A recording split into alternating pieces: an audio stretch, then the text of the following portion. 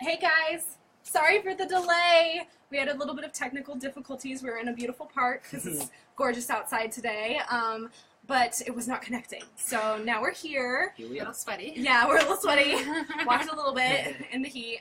Anyway, I'm going to let Lindsay and Matt introduce themselves. Our partner is with Origins of Food, and we'll just get started and do kind of a chat, and feel free to write comments or questions or all of the above. Okay. All right, awesome. So welcome, guys. Thanks for joining us. My name's Matt. This is Lindsay. Hi. We are Origins of Food. Origins of Food has been running for about 2 years now. We've been running programs down in Latin America. And it all started from a couple of different places. Lindsay and I have always been super passionate about food and specifically about how food is produced, how that looks both in the ground and then also the logistics of food and how things are moved around the world and how they get from place to place and from people to people. But also, after running some educational backpacking programs down in Latin America, we really saw a real visual and a real physical interest from the students that we were leading on trips with their food. That came from cooking classes, meeting with farmers, doing site visits.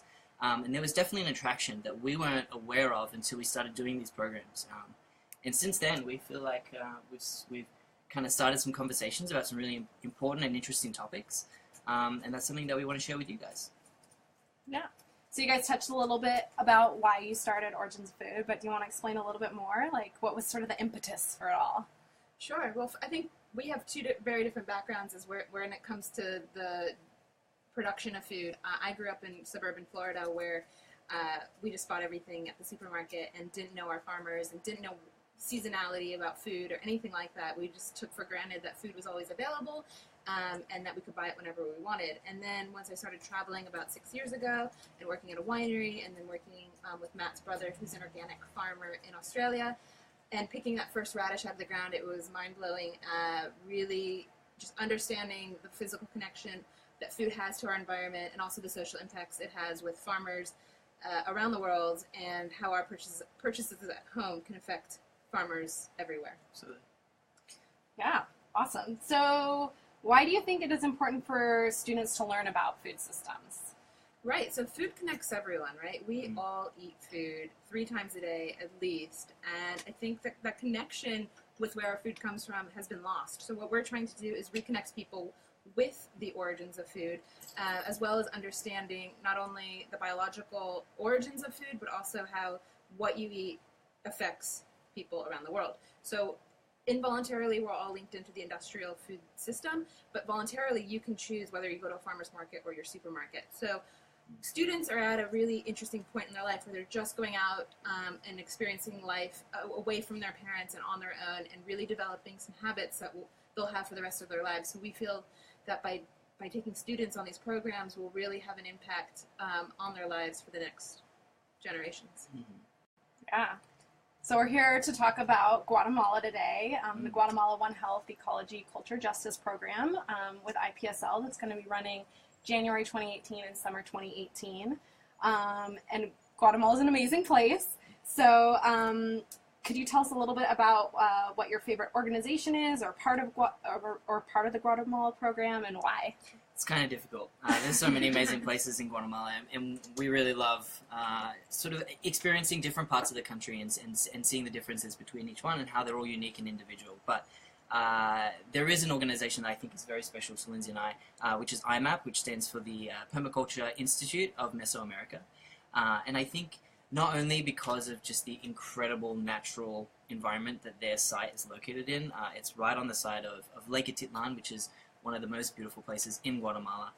It's a beautiful, pristine, deep, sort of highland lake with volcanoes surrounding it. There's birds that wake you up every morning. There's trees growing. There's food growing everywhere you look. It's just really gorgeous. But IMAP also provides, I think, a really interesting and unique way of educating us about food systems. So they really take on both the macro and the micro of agriculture. So looking at not only how food can be produced sustainably at home and through a home veggie garden, but also on a larger scale, and how sustainability looks when we're doing agriculture sort of on a larger scale and movement.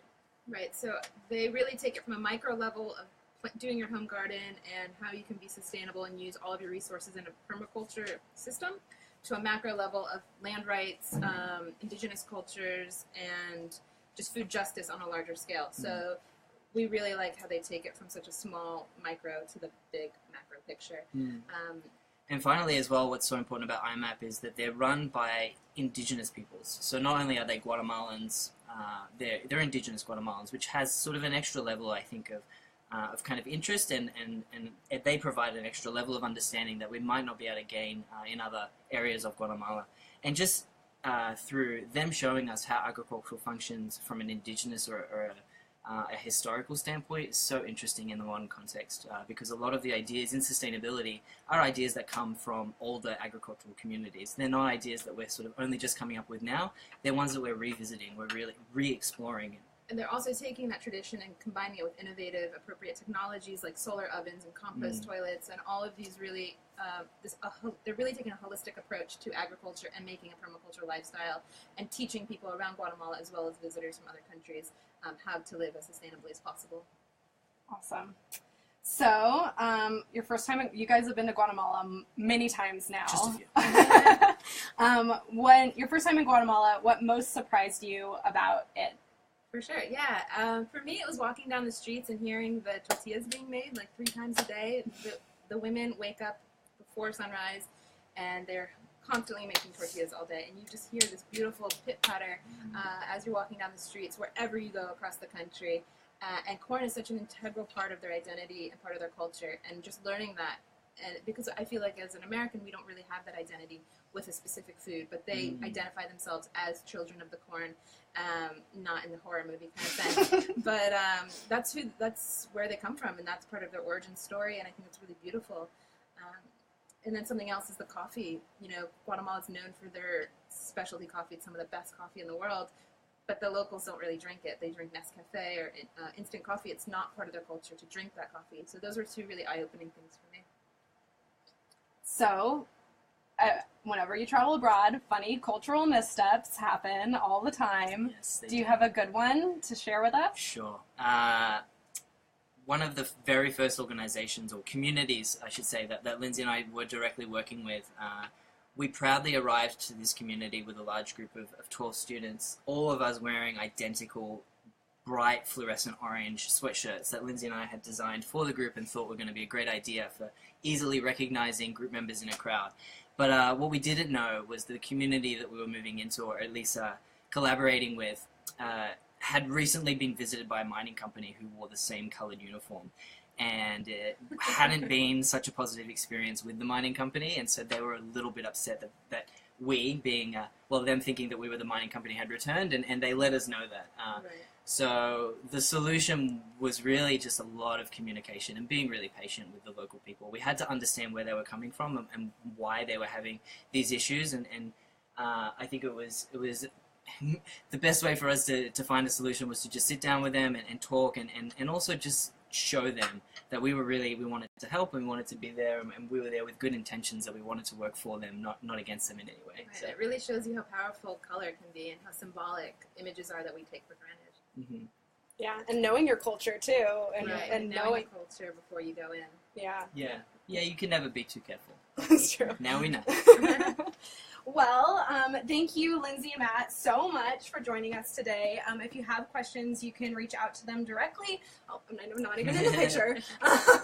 You can reach out to them directly at Lindsay at theoriginsoffood.com and Matthew at theoriginsoffood.com. And also IPSL, info at ipsl.org, or even me, Emma, emutin at ipsl.org, or just shoot us a comment or Facebook message. Instagram, yes, Instagram. Origins of Food is very prolific on Instagram. They share amazing videos of all their experiences all over the U.S. and the world. They have a really cool post about llamas. Things I did not know about llamas going on. Things you might not want to know about llamas. Alpaca's breeding. Yeah. So thanks so much for joining us, and hope you learned about the Guatemala program, and hope you guys consider joining us on this really exciting experience. So Thanks, everyone. bye.